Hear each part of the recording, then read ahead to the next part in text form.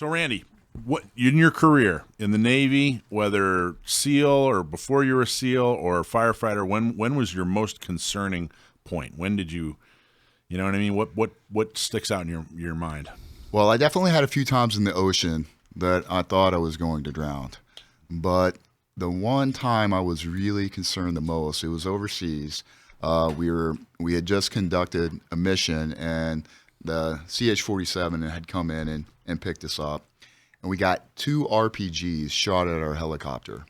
One must have been a dud because it hit the side, but nothing happened, or it didn't have the time to arm. The second one glanced off the side and busted a fuel line. So now we're leaking fuel all the way back to Kandahar. And, as a SEAL, we're used to being on the ground, at least even in the ocean, I've got some bit of control. But when you're on the bird and somebody else is flying the bird and you're leaking fuel and you're just trying to get back somewhere and you're hoping you don't fall out of the sky, there's no control on that. I've got none. For all the skill that I have, I'm at the mercy of the good Lord at that moment, just hoping that we make it back. And obviously we did. What's funny is there's this pond there that smells really bad, and you can smell it for miles, right? It's kind of like a sewage pond, and everybody hates it. But when we were coming back and we could start to smell that pond, it was like the sweetest smell ever. So I take it you don't skydive.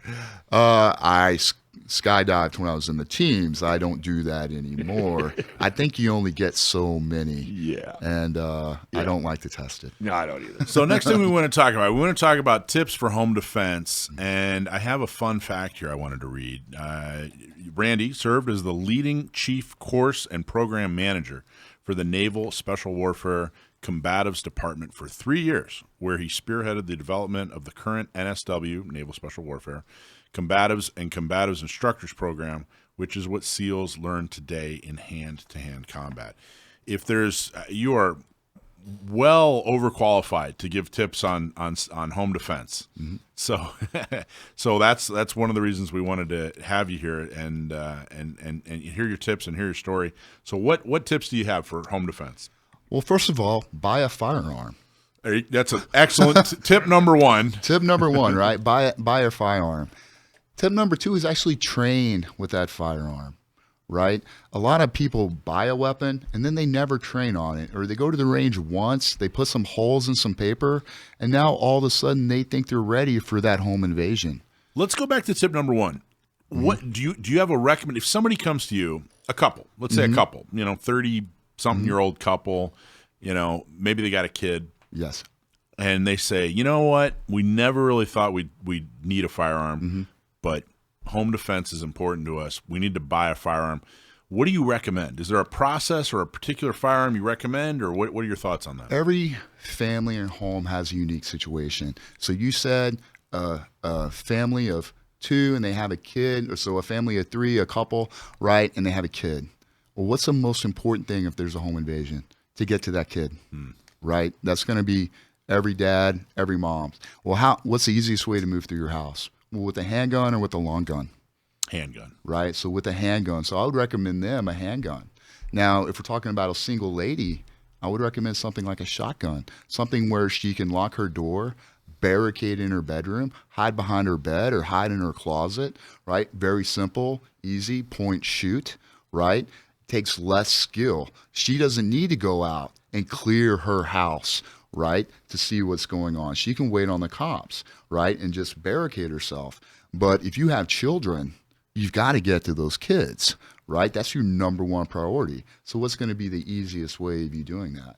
Moving through there with a short gun versus a long gun. Is there a no-no that you particularly like, hey, don't get this, or don't buy that, or never, if you're this type of person, don't do that? Do you have any kind of no-nos, or no, it's pretty much wide open? Not really no-nos. I think it's have a weapon that you know how to use, that you can shoot, that you can manipulate well, and manipulate well in low light conditions, right? Because nobody really breaks into your house during the middle of the day. It can happen, but something that you're familiar with that, you're not figuring out how to use it in the moment. Yeah, no kidding. No kidding. So number 2, then that leads to number 2 perfectly, training. Right. Talk about like, okay, brand new couple, they got their gun. Mm-hmm. What does it mean to get more training? Like, what should they be what should they be looking for? What should they ask the instructor? You know, I would be looking for a tactical course, not just a marksmanship course. When we look at self-defense, most self-defense attacks happen within 7 to 10 feet inside your house, right? How long is that shot going to be? So we don't just need to be taking those 15-yard, 25-yard shots with a pistol like that a lot of people do. We want to be thinking about things inside of that as well. And what are you going to do if someone's right there around the corner? How close is that shot? How do you want to be moving through that house? A lot of people teach the low ready position. I don't teach that. Now we're going to be fighting over that gun. I teach the high ready position. Wow. Why? Because when I go around the corner, I'm right there ready to muzzle strike them in the face or pull the trigger if we fight over that weapon system. I don't want to get in a fight over that weapon system. I want to win. What's your bump in the night gun? What do you have? What's your situation? If you're or whatever you're comfortable telling us. Yeah, mine's my SIG 226.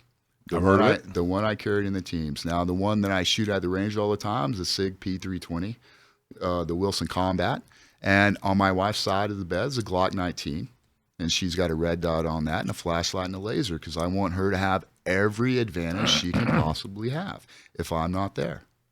When someone purchases a firearm, a pistol, like you were saying, for home defense, do you think, is it negotiable that, or is it non-negotiable to have a flashlight and a some kind of optic, whether a laser or red dot, whatever? I think it depends on, again, your comfort level. I trained on the SIG 226 my entire time in the SEAL teams, and I always shot iron sights. That thing fits like a glove in my hand. It's part of me. But most people don't train that much. So I think having a flashlight, do we want to walk around with a flashlight on? Well, no. Everybody always assumes that the person inside their house is not armed. Well, if they are armed, all they got to do is shoot at that flashlight. But what is a flashlight good for? PIDing, personally identifying who it is you're about to shoot. I want to be sure it's not my kid, right? I want to be sure it's not somebody else that just stayed the night over, because, I've got older kids and they've got kids that stay the night, right? So I need to always personally identify before I take that shot. So I don't walk through with a flashlight on. But before I take that shot, I sure want to know who that is. Interesting. What about a preventative tip? Training, firearms, that's a reactive. What's a good preventative tip for home defense? I think an American flag. Why? Maybe a F-250, maybe a home alarm, right? Maybe some dogs, right? Or at least a beware of dog sign. Yeah, right. So lock some doors and windows. Yeah. Obviously, I grew up in a small town and our doors were never locked, but you can't do that, right? Just not looking like an easy target, right? As far as, the outside of your home. So a lot of times when people have an American flag out there, they tend to think they have more conservative values. They might I don't want to get, they may own a gun, right? Maybe, or if they've got that big German Shepherd that barks every time, maybe let's move on down a little further down the road, right? Now, we have to be assuming that, these people are thinking and they're not on drugs, right? But that would be preventative. When I remember in the late 90s, I was going to Dog Beach a lot from PB, and Dog Beach is in OB, and there was a house in OB that had a target with a bunch of holes, like a silhouette target with a bunch of holes in the front window. And I thought, that's pretty preventative. Yeah, that's an OB, right? Yeah. Yeah, still there. Is he really? Yeah. I haven't been down there forever. That's great. I don't know if my wife would go for that. It's not very decorative. Yeah. Okay, so what's number 3 tip? Number 3 is come up with a plan, right? I told you already that every family is different. Everybody's home is different. If you don't have a plan, you're not going to know what to do. So just because you got training, well, how are you going to move through your house together? What are your responsibilities? What are your spouse's roles and responsibilities? What do you want your kids to do? Nice. All right. And number 4 would actually be, okay, cool, we came up with a plan. Let's practice that plan. There you go. Right? Let's walk through it. You know, a lot of families, they do fire drills, maybe, right? They have a fire plan in case there's a fire in their house. They don't have a home invasion plan. And in today's world, you know, evil's everywhere. And it could be coming. You need to have a plan for it. Yeah. And number 5, what's a 5th? Know what you're going to do after the home invasion. All right. What are some tips for that? That's a very good tip. Well, finish clearing your house. Everyone always assumes there's only one person. There's no guarantee of that, right? I go over magazine changes a lot, and people are always telling me, like, well, you know, I've got 15 rounds in here. I've got 17 rounds in here. Why do I need to practice magazine changes? I'm like, why do you think it's only one person? Interesting. So you have a book coming out, right?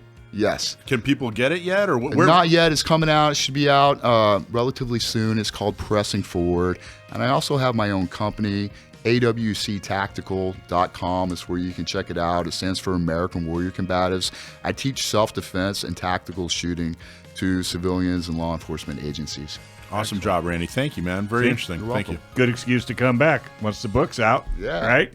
But you got to read it first. Thank you for having me. Honored to be here. You bet. Is there a coloring opportunity in your book, or am I going to have to read the whole thing? Told you. No, we're going to get you the Hawk Tui. It'll be on Audible. Read to you. Good. I'm in. He's in. Thanks for watching this clip from Gun Owners Radio. If you're watching mainstream media, you're not getting the truth about guns. Gun Owners Radio is the easiest way to stay on top of the Second Amendment fight, the fight for your self-defense rights. You can watch our live stream on YouTube every Sunday from 4 to 6 p.m. California time, or if you're in San Diego, AM 1170, FM 96.1, The Answer. We're also available on your favorite podcast platform. Just search Gun Owners Radio and you'll find our show. Like and subscribe to help defend and restore the Second Amendment, not just in California, but across the country.